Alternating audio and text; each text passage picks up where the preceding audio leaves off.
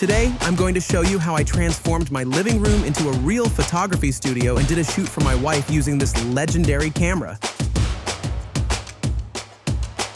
But which one? What the hell is this camera?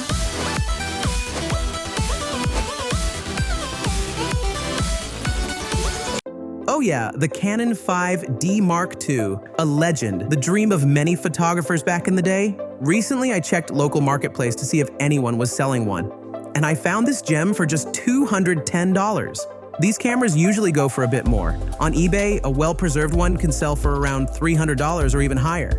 Back in 2008, when it was first released, it cost $2,699, which, adjusted for inflation in 2025, is close to $4,000. Mine is in excellent condition, with just a few minor scuffs.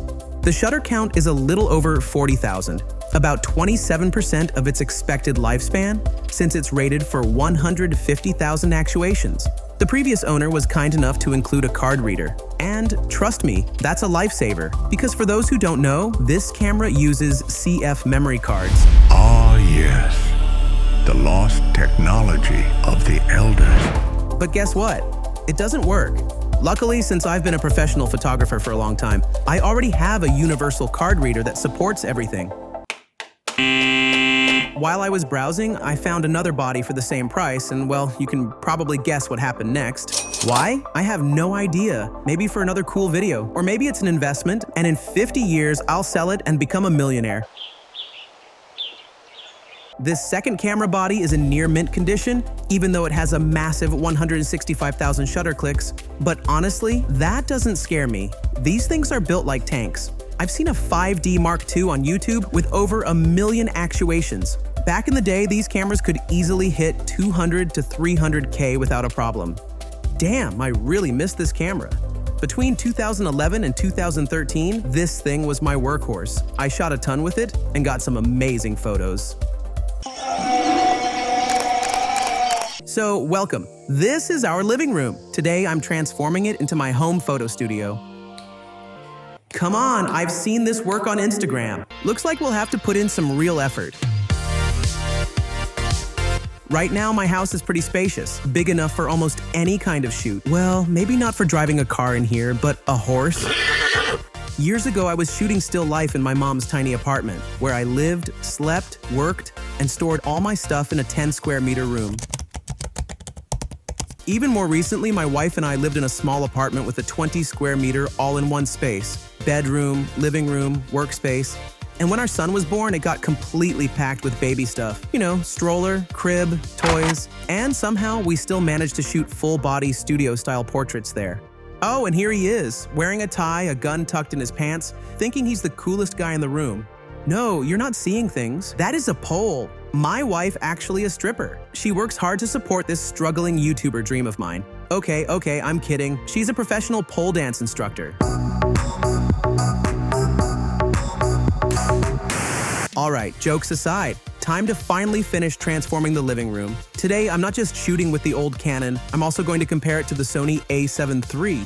Sure, it's not the newest camera either, but still modern enough. There's a 10-year gap between them, so this should be an interesting comparison. Meet my wife, Juliana. She's a professional ballerina, dancer, and model with years of experience, especially in commercial and lingerie shoots. By the way, we met during a cosmetics brand photo shoot, and well, here we are, 9 years later. For today's shoot, she's got 3 looks, and I'll be using 3 different lighting setups to match them. I shot this in the middle of February, and you know, winters here are tough. The daylight is super short, and it's cloudy almost all the time. But we got lucky, the sun showed up. But since most of the window light is coming from the side, I'll add an LED with a diffusion fabric to brighten her face a bit and make her eyes pop. Her look is soft and sensual, so natural light is perfect. Unfortunately, I don't have any Canon lenses left. So for this shoot, I had to go with the cheap EF 50mm f1.8.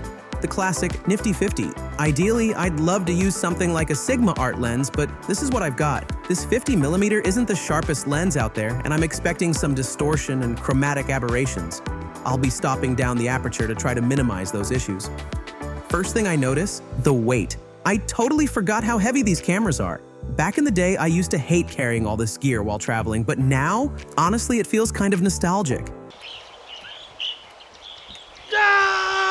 Compared to the Sony A7, it's already a monster. And I'm not even talking about the A7 III or A6000 series models. Another thing I completely forgot about, the shutter sound. Just listen to that mirror slamming in there.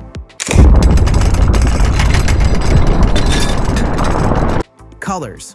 That warm, reddish skin tone from Canon is still beautiful. Honestly, Canon's color science is just better. Early Sony cameras had that awful green magenta tint. Yeah, you could fix it in RAW, but it was such a pain in the butt when I first switched to Sony. Thankfully, the newer Sony models have improved a lot. Autofocus?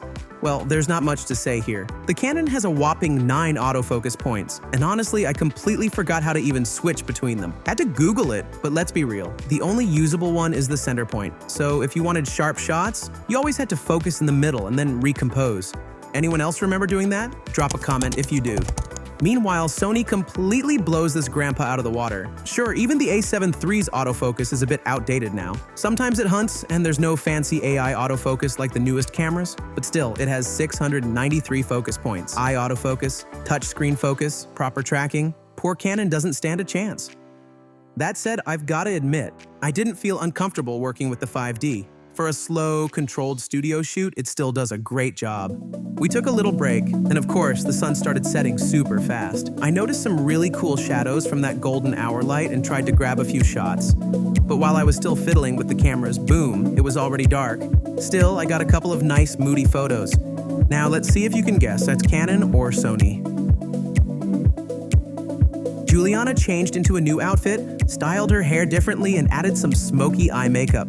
I also adjusted the lighting to match her new look, something simple but effective. I used a strobe shining through an IKEA stepladder, hoping to create some interesting shadows. And to soften the light and warm it up a bit, I wrapped the strobe in baking paper, a real DIY solution.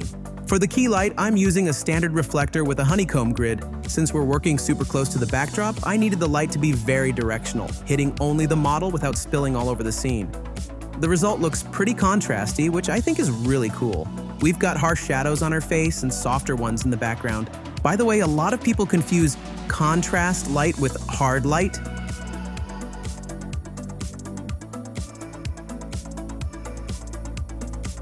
For lighting, I'm using BOKEH MS300 strobes. Great affordable flashes. But of course, you need a way to trigger them. For Sony, I've got the original Godox trigger. But for Canon, I've got nothing. So here's a trick. I use a regular speed light to trigger the strobes. Just set them to slave mode, and when the speed light fires, the strobes will fire too.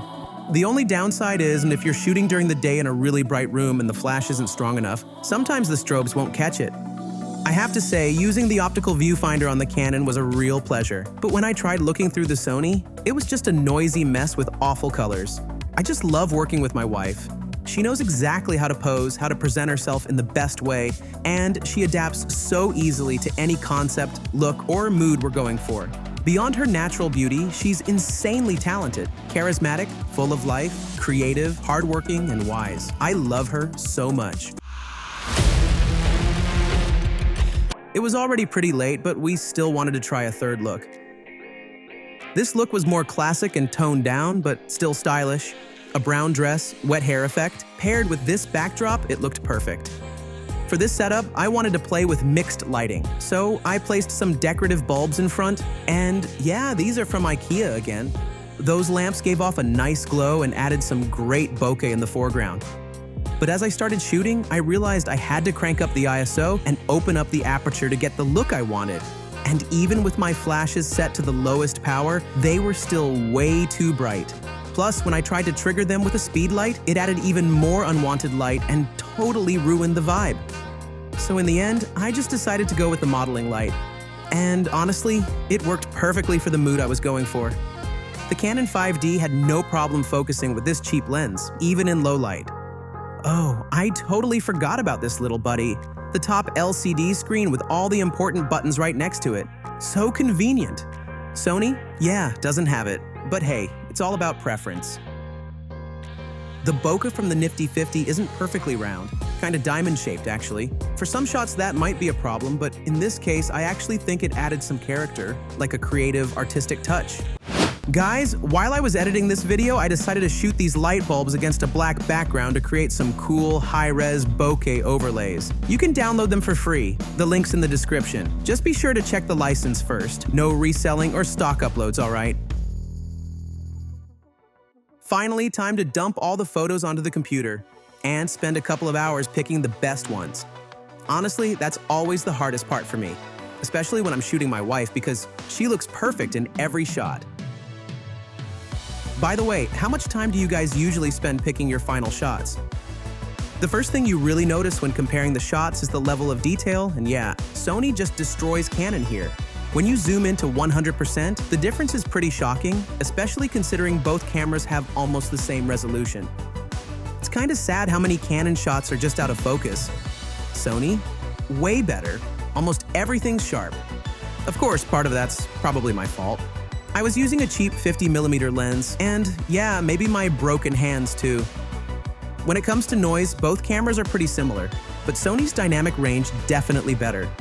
If you push the exposure by a couple of stops, Canon's shadows just fall apart. You get banding, horizontal or vertical lines, especially in the dark areas. I was kinda shocked how bad the untouched Canon RAW files looked, but you know how it is. RAW files from any camera look awful out of the box. I still remember when I was starting out, comparing the beautiful JPEGs to the RAW files almost broke me. I just couldn't understand why the RAW looked so terrible, but trust me, shoot RAW, practice your editing. There's so much free info out there now in every language. I'm kind of jealous. Is it still worth buying a camera this old? Well, if your budget is super low and you find a 5D in good condition and you only care about photography, it's still a solid tool. But let's be real, this camera came out almost 17 years ago. If I was starting out now with a tight budget, I'd go for something like the Canon R50. Yeah, it's a crop sensor, but way better for a beginner content creator. You get modern autofocus, 4K 10-bit video, and it'll last you for years. I've dropped some links in the description, the camera and a couple of lenses. Yeah, they're affiliate links, but it helps the channel a bit if you use them. Or hey, maybe you're watching this 30 years from now and photography doesn't even exist anymore. Maybe we're all just streaming creative ideas directly into each other's brains. Who knows? I decided to edit a few photos to show you the results. Even I started getting confused about which shot was which. You really only see the difference if you zoom in 100% or compare side by side. Then I thought, what if my wife tries to guess which photos are Canon and which are Sony? Juliana did her best to guess which photo was which, and it wasn't easy for her. But what about you? Think you can tell the difference? Well, here's the truth. I tricked everyone. All of these photos were actually taken with the Canon. This was my little tribute to that legendary camera. And a reminder, what really matters is your vision, your ideas, your energy, and that passion to create, no matter what gear you're using or where you are.